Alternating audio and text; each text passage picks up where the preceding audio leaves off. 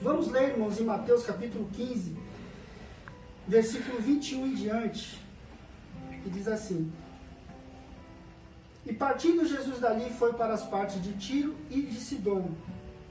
E eis que uma mulher cananeia que saíra daquelas cercanias clamou, dizendo: Senhor, filho de Davi, tem misericórdia de mim, que minha filha está miseravelmente endemoniada. Mas ele não lhe respondeu palavra. E os seus discípulos, chegando ao pé dele, rogaram-lhe, dizendo: Despede a que vem, gritando atrás de nós. E ele respondendo disse-lhe: Eu não fui enviado senão às ovelhas perdidas da casa de Israel. Então chegou ela e adorou, dizendo: Senhor, socorre-me. Ele, porém, respondendo, disse: Não é bom pegar o pão dos filhos e deitá-lo aos cachorrinhos.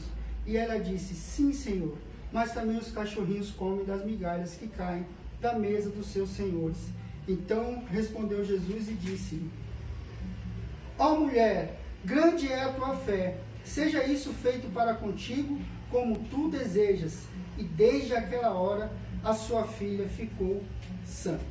Amém? Glória a Deus. Irmãos, essa passagem é uma passagem muito conhecida. E logo nos primeiros versículos ele tem algumas coisas importantes para nós entendermos. Aquela mulher, irmãos, que estava com problema, ela não era judia, ela não era da nação de Israel, ela era uma mulher sirofenícia. O evangelista Marcos, ele escreve também no seu evangelho, no capítulo 7, a respeito dessa mulher, só que ele dá menos detalhes do que Mateus, ele fala aqui no capítulo 15. Essa mulher era sirofenícia e ela morava ali naquela região de Tiro e Sidom, era na Canané, era em Canaã, né? Por isso ela era chamada de mulher cananeia.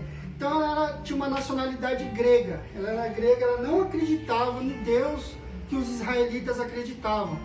Ela não acreditava no Deus que nós acreditamos hoje. Mas ela ouviu falar de Jesus e ela tinha um problema que estava tirando a paz daquela mulher. A filha dela estava miseravelmente endemoniada. Acredito eu que ela ouviu que Jesus Cristo ia passando, talvez ela ouviu que Jesus Cristo ele curava, ele dava vista ao cego, ele fazia o paralítico andar, ele fazia o morto ressuscitar, e ele expulsava os demônios das pessoas, e ela vinha ali com aquele problema, e não sei qual a religião que ela servia. A única coisa que nós sabemos é que quem não era do povo de Israel tinha uma outra religião, porque quando a Bíblia fala de outras pessoas que não eram de Israel e que adoravam ao Deus, chama essas pessoas de prosélito, não de gentil. E aqui deixa bem claro que aquela mulher era cananeia. Então isso nos dá certeza que ela não acreditava no mesmo Deus que o povo de Israel acreditava. Ela não fazia o mesmo culto que o povo de Israel fazia. Ela não tinha a mesma fé que o povo de Israel tinha. Enfim, irmãos, ela escutou de alguma forma que Jesus Cristo estava passando por ali, e a Bíblia fala que uma mulher cananeia que saiu daquelas cercanias clamou dizendo, em outra tradução fala que ela gritou, né, dizendo: Senhor, filho de Davi, tem misericórdia de mim, que minha filha está miseravelmente endemoniada. Aí eu pergunto aos irmãos, se aquela mulher ela não tinha um conhecimento das coisas de Deus, como é que aquela mulher estava chamando Jesus de filho de Davi? Irmãos, quando uma pessoa naquela época chamava Jesus de filho de Davi, não é só porque ele tinha uma descendência genealógica de Davi, porque José era da descendência de Davi, Maria também era da descendência de Davi. Só que não é por isso, porque lá atrás, irmãos, Deus ele prometeu que o trono de Davi seria eterno, que a casa de Davi nunca deixaria de ter um rei. E os judeus, eles acreditavam que quando essa descendência de Davi chegasse, ela iria ser o Messias prometido. Ela ia ser o rei que eles tanto esperavam. Por isso que eles têm Jesus, no caso Messias, como rei. Então, quando alguém confessava naquela época que Jesus Cristo era o filho de Davi, era a mesma coisa que eles estivessem dizendo: ele é o Messias. E por algumas vezes isso aconteceu. O cego Bartimeu, ele clamou dizendo: Jesus, filho de Davi, tem misericórdia de mim. Os dois cegos também gritaram: Jesus, filho de Davi, tem misericórdia de mim. E quando nessas duas ocasiões isso aconteceu, Jesus ele chamou a atenção. Os discípulos começaram a repreender aquele cego ou aqueles cegos e falaram: pare de clamar, pare de incomodar o mestre. Mas aquilo chamou a atenção dele, ele manda eles virem aqui. E Jesus foi lá e curou a cada um deles. E isso chamava a atenção de Jesus. Só que nesse momento aqui, irmãos, nós entendemos que isso não chamou a atenção de Jesus. E isso nos leva a entender, irmãos, não está escrito aqui, mas nos leva a entender que aquela mulher que não era judia, ela estava querendo se passar por uma judia para chamar a atenção de Jesus Cristo. Mas a Bíblia fala que ele não lhe respondeu palavra. Ela gritou: Jesus, filho de Davi, tem misericórdia de mim. Aqui está escrito, aquela mulher saiu clamando, dizendo: Senhor, filho de Davi, tem misericórdia de mim. Aquela mulher, ela não era judia, ela era de uma outra nacionalidade, ela não acreditava no Deus que o povo de Israel acredita, ela não acreditava no Deus que nós servimos e acreditamos. E a Bíblia conclui dizendo, esse trecho, que Jesus, ele não lhe respondeu palavras. Eu quero te dizer, irmãos, que você tem que acreditar nisso. Jesus, Deus, Ele sabe o que você está pedindo, Ele sabe o que você está passando, Ele escuta a tua oração, Ele escuta o teu clamor. A Bíblia fala, irmãos, em Jeremias 33, 13, clama a mim, responder-te-ei, anunciar-te-ei coisas grandes e firmes a qual tu não sabes. Você tem que clamar, você tem que pedir, você tem que orar. Em toda a Bíblia o ensinamento é esse, irmãos, que nós temos que pedir, que nós temos que clamar, que nós temos que orar. Aquela mulher estava agindo do jeito certo. Eu não sei por qual motivo Jesus, ele não respondeu naquele momento a adoração daquela mulher, porque até então a Bíblia não fala que ela estava adorando, ela somente diz que ela chamou Jesus, filho de Davi, Senhor, filho de Davi, tem misericórdia de mim. Quando aqueles cegos fizeram a mesma coisa, Jesus prontamente mandou chamar eles e atendeu, só que aqui não, ele agiu de uma maneira diferente, o que nos faz entender, irmãos, que ela estava querendo se passar por uma coisa que ela não era. Ela estava fazendo a coisa certa, mas talvez a intenção dentro do coração dela, ela estava pensando de maneira errada. Irmãos, eu quero que vocês entendam o seguinte: não adianta você querer se passar por uma coisa que você não é, porque Jesus, ele te conhece por dentro. Ele sabe da tua vida inteira. Quando ali foram buscar aquele homem ali para ser discípulo de Jesus Cristo, ele olhou e falou assim: olha, eu te vi antes que o outro discípulo for te chamar debaixo da figueira. Aí ele falou: eis aí, né, louvado seja Deus, verdadeiramente um profeta de Israel, se levantou um profeta de Israel. Aí você está admirado porque eu falei que te vi debaixo da figueira? Coisas maiores do que essa você verá. Eu tenho certeza, irmãos, que você, num coração sincero, num coração puro, você vai ver grandes coisas que Deus irá fazer na sua vida também. Porque você está agindo do jeito certo, você está orando, você está clamando, você está buscando, você está indo para quem realmente pode te ajudar, você está na direção certa, você está indo atrás de Jesus Cristo. Eu tenho certeza que Ele irá te ajudar. Mas existia alguma coisa, irmãos, que fazia uma separação ali. Hoje, infelizmente, na época em que nós vivemos, há muitas coisas que fazem separação, irmãos. Denominacionalmente, religiosamente, enfim, se você faz parte de uma religião X, Y, Z, ou uma denominação X, Y, Z, você não pode fazer parte disso ou daquilo, ou isso não é para você, ou isso não é para ela.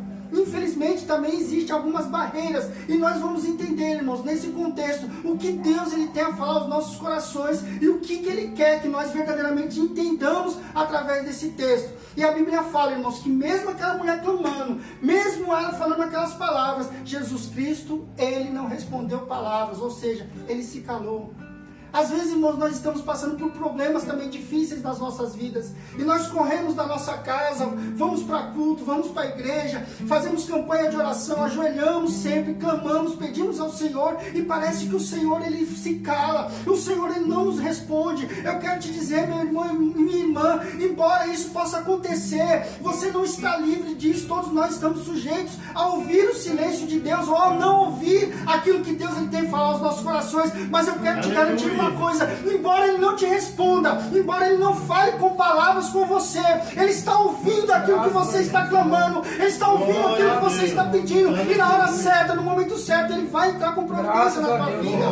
A Bíblia fala, irmãos, lá no passado, em Gênesis, que Abraão, ele recebeu as promessas de Deus. Eu creio, tenho certeza que você também já recebeu promessas de Deus. Deus ele já realizou milagres, prodígios e maravilhas na sua vida. Só que aquilo começou a demorar na vida de Abraão, e Deus ele falava com Abraão e falava que a descendência dele ia ser como as estrelas do céu, como a areia da praia, ia ser numerosa, tanto que ele não podia nem contar. Ele falou assim: mas Senhor, numa ocasião ele chegou e falou: mas Senhor, como isso vai ser se eu não tenho filhos? Eis aqui o meu servo Eliezer, suscita filhos dele, a minha descendência vai ser através dele. Aí Deus ele chegou e falou assim: não, das tuas entranhas eu suscitarei uma descendência. Oh, aí a palavra de Deus diz, irmãos, que ele chegou, acredito eu, que ele chegou para sua esposa e falou para ela, olha, Deus ele afirmou mais uma vez que a minha descendência vai ser muito grande e que o problema não está comigo. Eu ofereci o meu servo Eliezer para ele suscitar descendência por ele, mas ele falou que não, vai sair das minhas entranhas, então o problema está com você. Aí ela pega e oferece a serva dela, Agar, no lugar dela. Então Agar ela começa a entrar na história da vida de Abraão e lá atrás, Deus ele fala, eu abençoarei aqueles que te abençoarem e amaldiçoarei aqueles que te amaldiçoarem. Então Agar ela começa a entrar na história como uma escrava egípcia e nos planos de Deus também. Eu não sei o teu passado, não sei de onde você veio, se você é merecedor ou não. Eu sei que a graça de Jesus Cristo está sobre todos, independente de qualquer coisa. Não importa se você é egípcia, se você é cananeia, se você é sírio-fenícia, eu tenho certeza que Deus ele vai alcançar a tua vida e na hora certa, no momento certo, ele vai fazer aquilo que ele quer fazer na tua vida. Pronto, acabou. E diz, irmãos, a história de Abraão, que aquela mulher, sem pedir nada, sem querer entrar na história, sem querer entrar na vida e na família de Abraão, ela engravida de Abraão e ela tem um filho. E quando aquele menino, quando ela engravida, a dona dela, a senhora dela, Sarai na época, pede e começa a humilhar ela, começa a escorraçar ela pega e foge para o deserto. Aí o anjo do Senhor aparece para aquela mulher, para a egípcia, e fala que Deus ele está abençoando aquele menino que está, fala que o nome daquele menino ia ser Ismael. Deus ouve.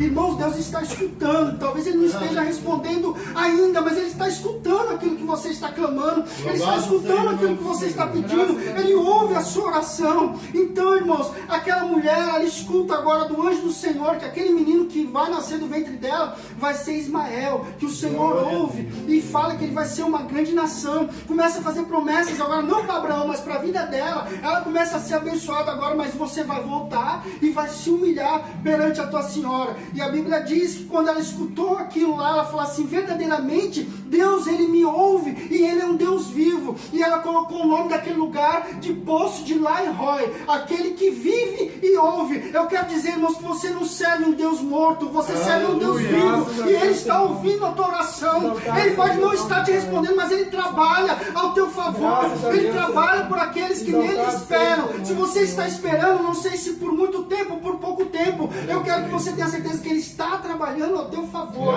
E a Bíblia fala que Deus ele se calou, Jesus ele se calou pelo clamor daquela mulher. Aquilo, irmãos, não incomodou ela. E eu quero que talvez o silêncio de Deus que você está entendendo nesta noite, que é momentâneo na tua vida, não vai fazer você parar de clamar, não vai fazer você parar de buscar, não vai fazer você parar com aquilo que Deus ele colocou no teu coração. Isso não é pensamento teu, isso não é algo da tua cabeça. Deus ele vai fazer sim. Foi Ele que te prometeu, foi Ele que te chamou, foi Ele que te nomeou, foi Ele que te capacitou e é Ele que vai concluir a obra na tua vida. Então somente não desista, porque Deus ele está contemplando aquilo que você está passando. E a Bíblia fala que aquela mulher não desistiu. Por que eu entendo isso? Porque a Bíblia fala que os seus discípulos correram até Jesus e falaram, Senhor, despede a que vem atrás de nós gritando. Ou seja, ela continuou gritando, ela continuou falando, Jesus, filho de Davi, tem misericórdia de mim. Em nome de Jesus, irmãos, continue clamando, continue orando, continue pedindo, continue buscando, continue fazendo aquilo que o Senhor colocou no teu coração, porque Ele vai agir na hora certa, no momento certo na tua vida. Aí os discípulos se incomodaram e foram atrás de Jesus e falaram, despede, Senhor, que vem atrás de nós, gritando. Aí Jesus, ele abre a boca e Jesus, ele responde, eu não vim senão as ovelhas perdidas da casa de Israel. Glória a Deus. Ou seja, eu não vim para ela. Ela é cananeia, ela é sírio-fenícia. Irmãos, o Evangelho de João fala que ele veio para os seus, mas os seus não o receberam, mas todos quanto receberam deu-lhes o poder de serem chamados filhos de Deus, a saber os que creem no seu nome. Quando eu falei, irmãos, que ela talvez estava tentando se passar por uma judia, e Jesus ele não respondeu nada, ele fez isso de propósito. Ele escutou Jesus, filho de Davi, ela não está falando isso porque ela é uma judia, ele sabia quem ela era, ele sabia de onde ela tinha vindo e qual era o problema dela, ele ficou calado. Aí a Bíblia fala que quando ele falou, eu não vim senão as ovelhas perdidas da casa de Israel, a Bíblia fala que ela prostrando-se, adorou, dizendo, Senhor, socorre-me. Aí eu pergunto, por que ela não falou, Senhor, filho de Davi, tem misericórdia de mim?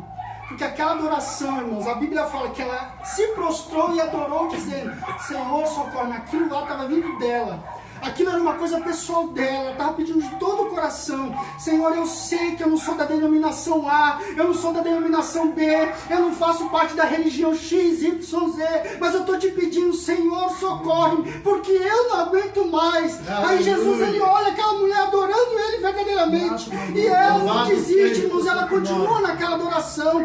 Talvez se eu ouvisse isso de um irmão, de um pastor, de um padre, de um bispo, de um apóstolo: eu não vou te ajudar, eu não vou orar por você, eu não vou fazer aquilo que você está me pedindo, porque você veio de outro lugar, porque você é isso, porque você é aquilo. Talvez eu desistia, virasse as costas, ficava com raiva dele ou dela e nunca mais queria saber daquilo. Mas aquela mulher não, irmãos, aquela mulher continuou adorando ao Senhor, aquela mulher se mostrou. Eu não sei o que você está passando, eu não sei o que você possa passar na sua vida, mas eu quero que você entenda o seguinte: o Senhor, ele nunca vai te rejeitar, o Senhor, ele nunca vai te lançar fora. Por mais que o homem te rejeite, por mais que o homem não queira te ajudar, por mais que o homem te lance fora, o Senhor, ele está sempre contigo e está disposto a operar um milagre na sua vida, porque ele te ama. Graças a Deus. Jesus, ele falou exatamente isso para ela: eu não vou te ajudar porque você é isso, eu não vou te ajudar porque você é uma cananeia, eu não vou te ajudar porque você é uma cirofenícia. Sabe o que aquela mulher fez, irmãos? Ela prostrada adorou ao Senhor. Continue adorando, irmãos, continue louvando. Infelizmente, irmãos, nós vamos ter muitas decepções nessa vida com nós, seres humanos, mas Deus, ele nunca vai te decepcionar. Deus, ele nunca vai te desamparar. Deus, ele falou: pode uma mãe que ama tanto o seu filho abandonar, desamparar, porém, ainda que esta o abandone, porventura eu nunca te abandonarei, eu nunca te deixarei, porque eu te amo. O Senhor, ele te ama, ele nunca vai te deixar. Aleluias. A Bíblia fala, irmãos, que quando essa mulher adorou Jesus, ele falou: eu não fui enviado senão as ovelhas perdidas da casa de Israel. Aí no versículo 25, então chegou ela e adorou-o, dizendo: Senhor, socorre-me. Mesmo ele tendo recebido, ela tendo recebido um não de Jesus, ela adorou o Senhor. Glória a Deus. Aleluia. Aí quando ela adorou o Senhor, irmãos, às vezes você fala assim: poxa, agora eu estou fazendo o que é certo, eu estou no caminho certo, nada vai parar a minha adoração, nada vai calar. Tem um louvor que fala: nada vai calar um adorador.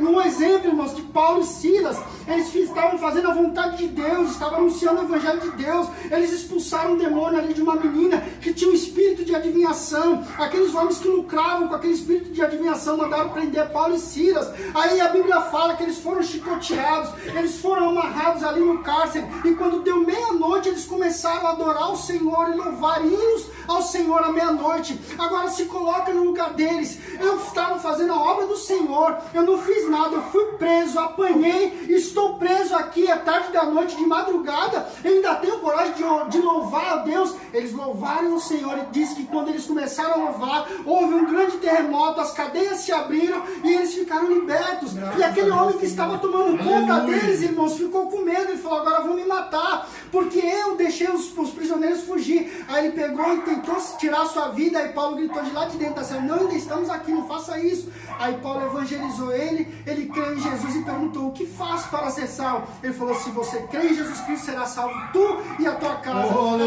Que Paulo ainda batizou ele, a família dele, e aquele homem, aquele carcereiro, ele foi salvo pelo amor de Jesus Cristo. Irmãos, Deus, ele sabe o que está acontecendo, e através do teu louvor e da tua adoração, ele vai quebrar cadeias, ele vai tirar você de prisões, ele vai fazer o que preciso for, porque ele te ama verdadeiramente.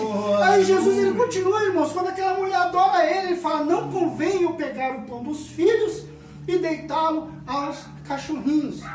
Os judeus, irmãos, tratavam as pessoas de outras nações como cães. E Jesus, quando ele fala isso, ela entendeu o que ele estava falando para ela. Ela fala: eu já entendi que eu sou de outra nação, que eu não sou judia, que o Senhor não veio para mim, que o Senhor veio só pelos judeus. Aí ele começa a falar: não é bom pegar o pão dos filhos dos judeus e deitá-los, lançá-los aos cachorrinhos, a você que não é judia. Aí ela pega e responde para Jesus: sim, Senhor, mas também os cachorrinhos comem das migalhas que caem da mesa dos seus senhores. Irmãos, aqui tem um mistério muito profundo. Isso não está tão somente na humilhação dela para com Deus ou para com Jesus. Na época deles, eles viviam ali, irmãos, no Oriente. A cultura oriental é totalmente diferente da nossa cultura ocidental. Lá no Oriente, irmãos, eles tinham um costume diferente, ainda mais há quase 2000 anos atrás.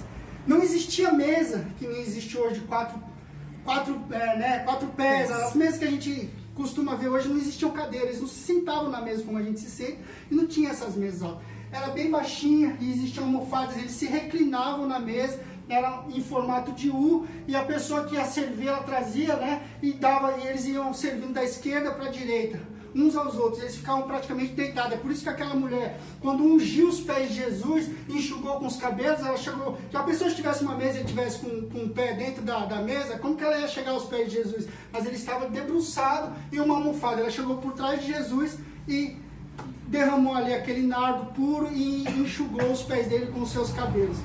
Às vezes a gente não consegue entender, porque a gente, claro, não vive na mesma época deles e a nossa cultura é totalmente diferente. Mas não existia mesa que a gente almoça, janta, faz as nossas refeições naquela época. Então, irmãos, imaginem bem, se não existia mesa, era uma coisa bem baixinha e eles ficavam deitados, como que ia cair migalha da mesa? E como que, se existisse um cachorrinho, como que ele ia entrar debaixo da mesa? Não tinha essa possibilidade. Mas quando o autor ele escreve isso daqui, eu acredito eu, inspirado pelo Espírito Santo, ele não quer dizer, não imagine, irmãos, que as migalhas vão cair e o cachorrinho vai pegar lá. Não, irmãos, Deus está falando de uma coisa muito maior do que isso.